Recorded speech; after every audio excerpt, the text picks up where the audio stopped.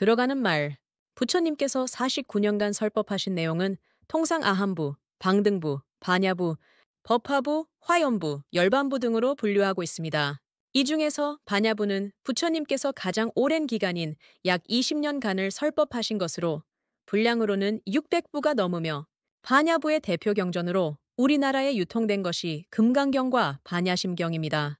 금강경은 전 세계적으로 불교 경전 중 가장 널리 읽히는 경전의 하나이며 산스크리트어로 된 원본이 있습니다. 남방 불교나 일부 불교학자들은 금강경이 부처님께서 직접 말씀하신 것이 아니라 나중에 편집되었다는 견해를 제시하기도 하나 이는 2200년 전 논쟁에서 사실이 아닌 것으로 판명되었습니다. 우리가 금강경을 대승경전의 대표격으로 인식하고 있지만 일반인들이나 불자들이 실제 금강경의 의미를 정확하게 이해하기에는 어려움이 따릅니다.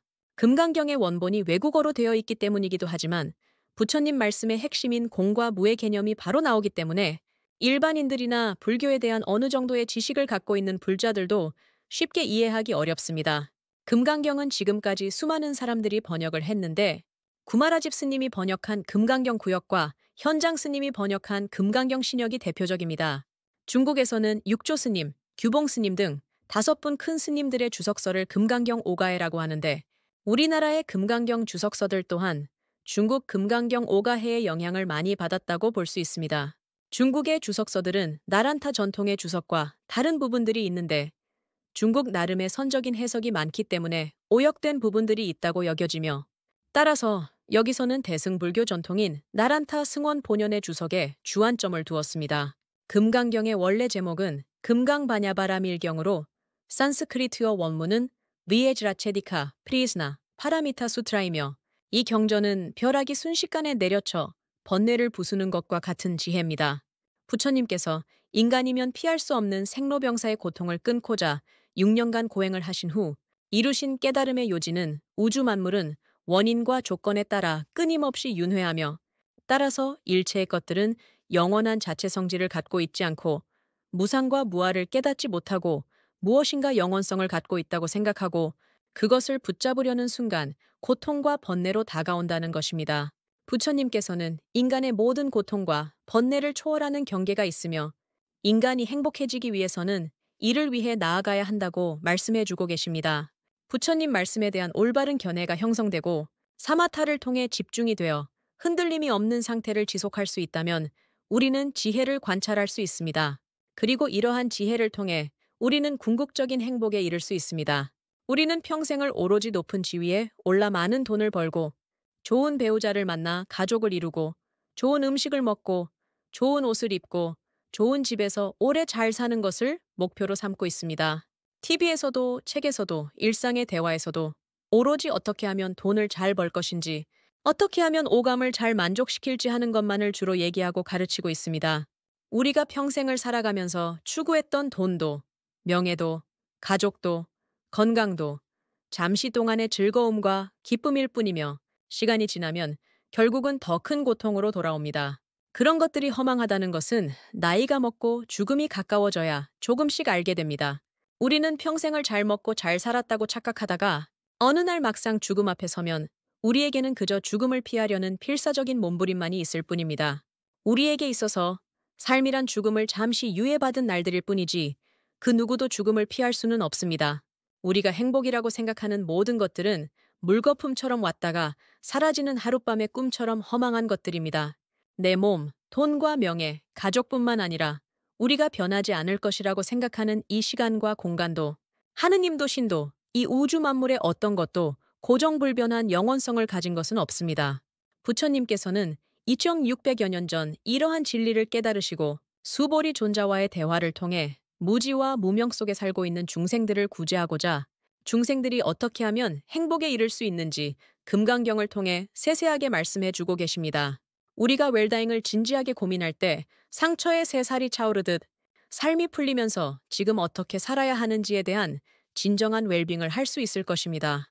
법회 인유분 제일 이와 같이 나는 들었다. 한때 부처님께서 사위국 기수급 고도권에서 1250인의 비구 스님들과 함께 계셨다. 그때 부처님께서는 공양 시간이 되자 가사와 바루를 수하시고 사위성에 들어가시어 차례대로 탁발을 하신 다음 본래 계시던 곳으로 돌아오셔서 공양을 하셨다. 공양을 마치시고는 가사와 바루를 제자리에 놓으시고 발을 씻으신 다음 자리를 펴고 앉으셨다. 가부좌를 하고 몸을 곧게 세운 뒤 마음을 집중하셨다. 법회가 열리게 된 연유에 대해 밝히고 있습니다.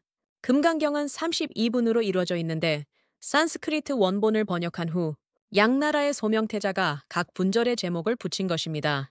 금강경의 산스크리트어 원문에는 이와 같은 분절이 없지만 32개의 분절을 만들어 독송과 강독이 쉬워지고 수행자들이 내용을 체계적으로 익힐 수 있게 되었습니다. 이와 같이 내가 들었대서 아는 안한존자를 의미합니다. 부처님 경전이라고 할 때에는 이와 같은 육하원칙이 있어야 하며 따라서 금강경이 부처님이 직접 말씀하신 것이 아닐 수 있다는 일부 남방불교의 주장과는 달리 금강경이 부처님이 직접 설하신 경이라는 것을 알 수 있습니다. 부처님 말씀은 부처님 열반 후 암송으로 구전되어 왔으며 올바른 구전을 위해 대표 아라한들이 모여 3번의 결집을 거쳐 4차 결집에서 페다라수 나무십에 기록되었습니다. 이와 같이 내가 들었다라는 뜻은 아라한들의 결집에서 부처님 말씀을 암송하고 점검하는 것에서 비롯된 표현입니다. 따라서 이 문구는 경전의 신뢰성과 정통성을 보증하는 중요한 표현입니다. 부처님께서 법문을 설하신 곳은 사위국의 기원정사입니다. 사위국은 당시 강대국 중 하나인 코살라국의 수도였으며 기원정사는 사위성에서 약 2km 떨어진 숲속에 위치해 있었습니다. 이 기원정사는 기타태자의 숲과 급고독장자의 절이란 의미입니다. 급고독은 수다타 장자의 별명으로 그는 부처님의 가르침을 받고 큰 감명을 받고 사위성의 부처님과 승단을 위한 정사를 짓기로 합니다. 그는 사위국 기타태자가 소유한 숲을 사려고 했습니다. 기타태자는 숲 전체를 덮을 만큼의 금화로 땅을 채운다면 땅을 팔겠다고 했고 수다타 장자는 정말로 금화를 가져와 숲을 덮었고 기타태자는 이에 감동하여 숲의 나무를 보시함으로써 기원정사가 완성되었습니다. 수다타 장자는 대표적인 제가신자로 기원정사뿐만 아니라 부처님과 승단을 위해 평생 재정적 지원을 아끼지 않았으며 재산을 모두 보시한 후에도 부처님에 귀의하여 수행을 이어갔습니다. 당시 기원정세는 부처님을 따르는 1250명의 제자들이 함께 머물렀습니다. 이들은 모두 아라한과를 이룬 수행자들로 조로아스터교를 믿다가 부처님께 귀의한 가섭 삼형제와 1000명의 제자들, 그리고 부처님을 따라 출가한 250명의 수행자들이 포함되어 있었습니다. 부처님과 제자들은 매일 아침 9시에서 11시 사이에 공양을 하기 위해 탁발을 나섰습니다. 기원정사에서 2km나를 걸어 사위성으로 이동하여 탁발을 마친 후 다시 수행하는 것이 일상이었습니다. 탁발을 할 때는 성 가운데 차례차례 순서대로 7집을 탁발하셨습니다. 지금도 태국이나 미얀마 같은 남방불교 국가에서는 부처님 당시와 같은 탁발을 하고 있습니다. 차제거리는 당시 안한존자는 부잣집으로만 탁발을 다니고 가섭존자는 가난한 집으로만 탁발을 다니게 되어 제자들이 이를 문제삼자 부처님께서 7집씩 차례로 탁발을 하도록 순서를 정하신 것에서 유래되었습니다.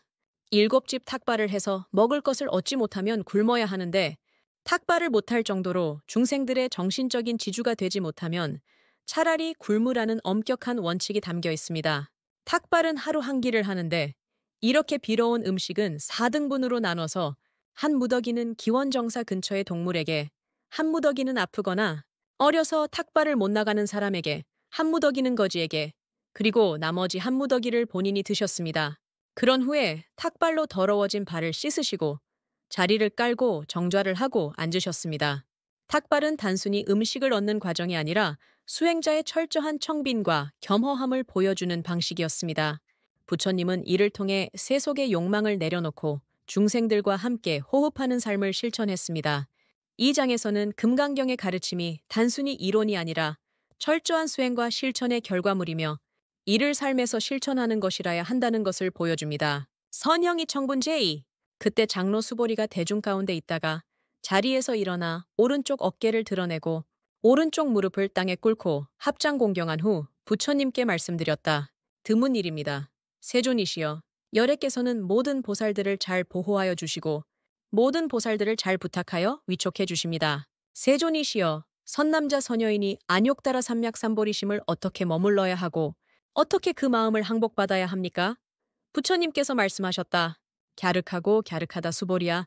너의 말대로 열애는 모든 보살들을 잘 보살피고 잘 당부하느니라. 그대는 이제 잘 들어라. 마땅히 너희들을 위해 말하리라. 선남자와 선여인이 안욕 따라 삼맥삼보리심을 냈으면 마땅히 다음과 같이 그 마음을 머물러야 하며 다음과 같이 번뇌의 마음을 항복받아야 하느니라. 그러하옵니다 세존이시여. 바라옵건대 듣기를 원하옵나이다. 수보리 존자가 일어나서 법을 묻습니다. 이 장에서는 수보리가 부처님에게 보리심과 법에 대한 질문을 통해 금강경의 핵심 가르침이 시작되는 장면입니다. 수보리 존자는 해공제일이라는 칭호대로 공에 밝은 부처님의 제자입니다.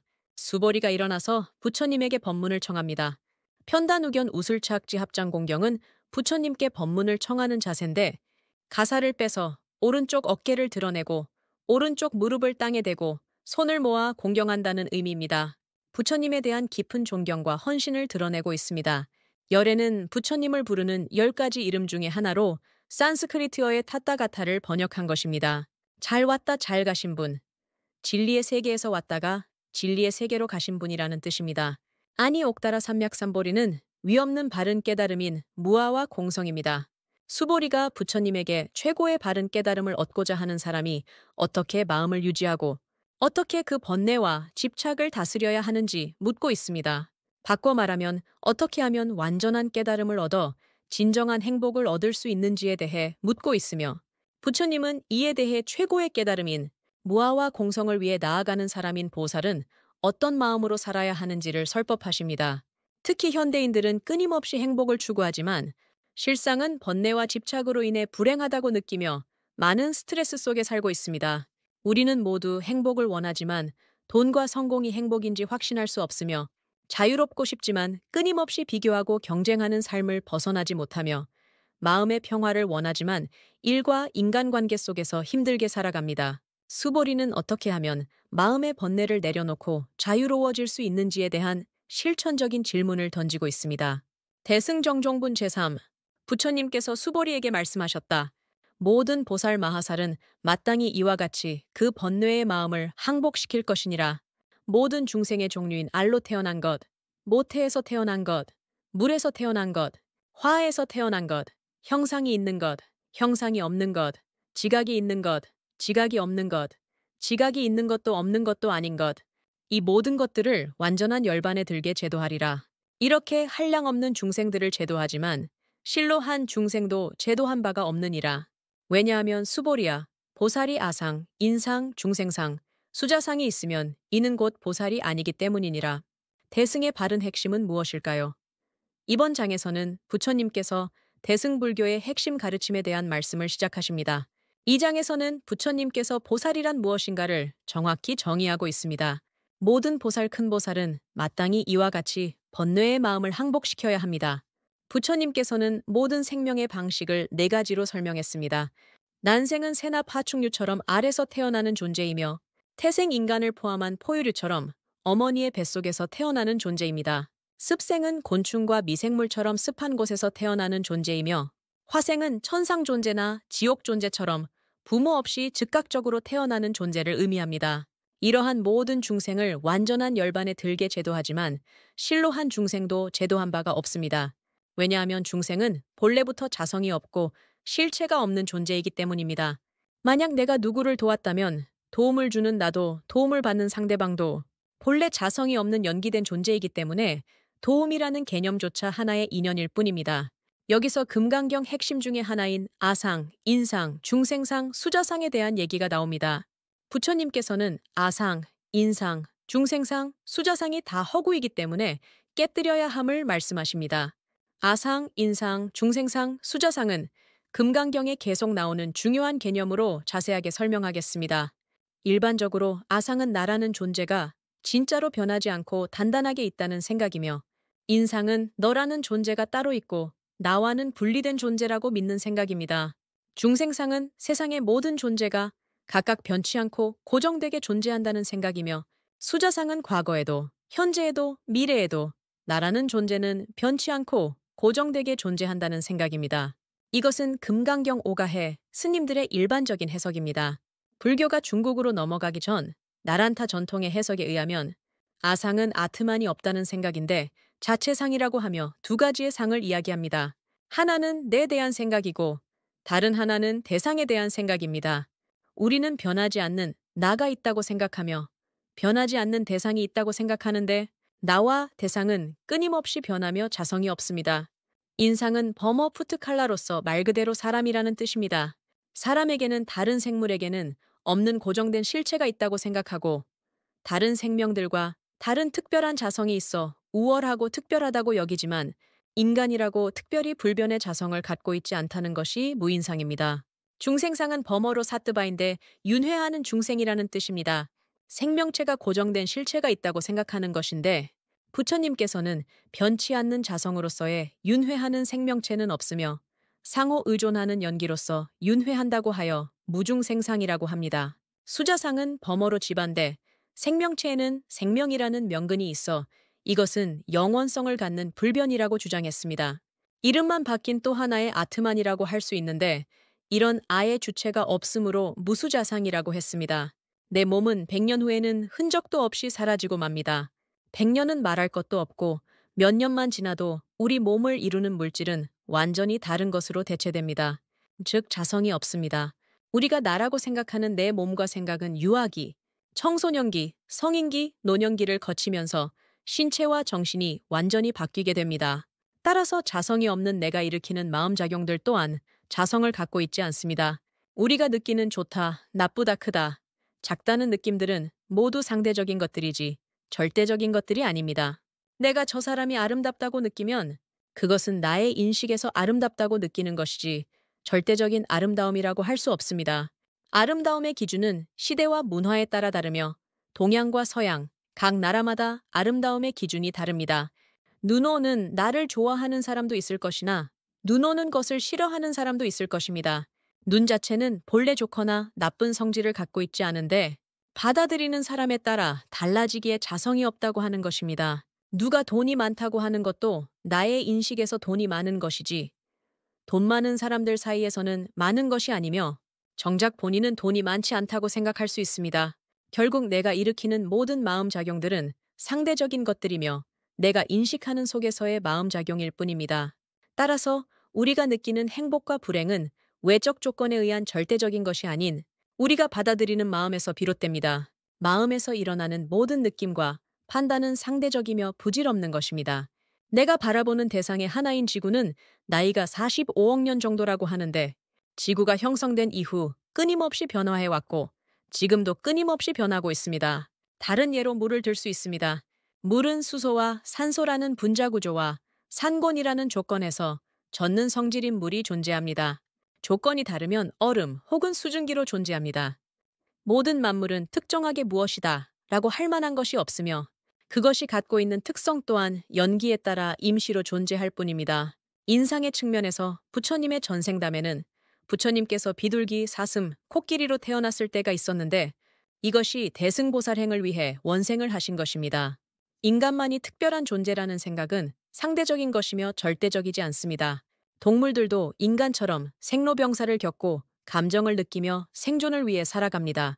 불교에서 깨달음은 모든 생명을 인간과 동등하게 바라보는 것에서 시작합니다. 중생상의 측면에서 생명체는 업에 따라 윤회를 하지만 윤회하는 실체는 없습니다. 절대적으로 고정된 생명체의 실체는 존재하지 않기 때문입니다.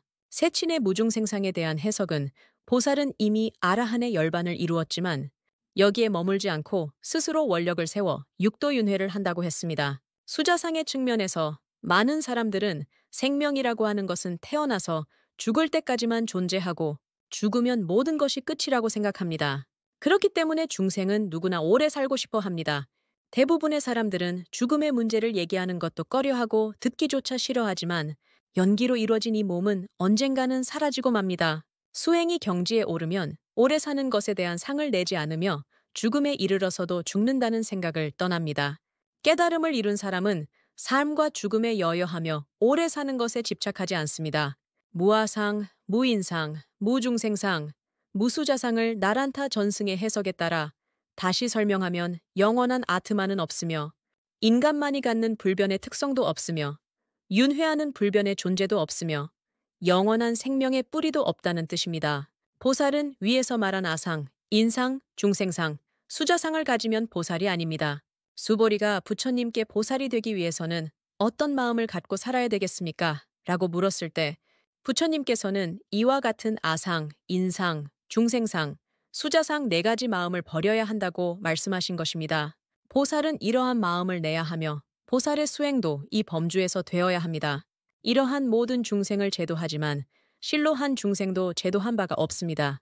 왜냐하면 보살은 무아, 공성의 깨우침을 얻은 사람이며 공성의 측면에서 누가 누구를 제도했다고 하는 것은 논리적으로 맞지 않기 때문입니다. 중생은 이름만 중생이며 중생이란 것도 연기에 의해서만 존재할 뿐이기 때문입니다.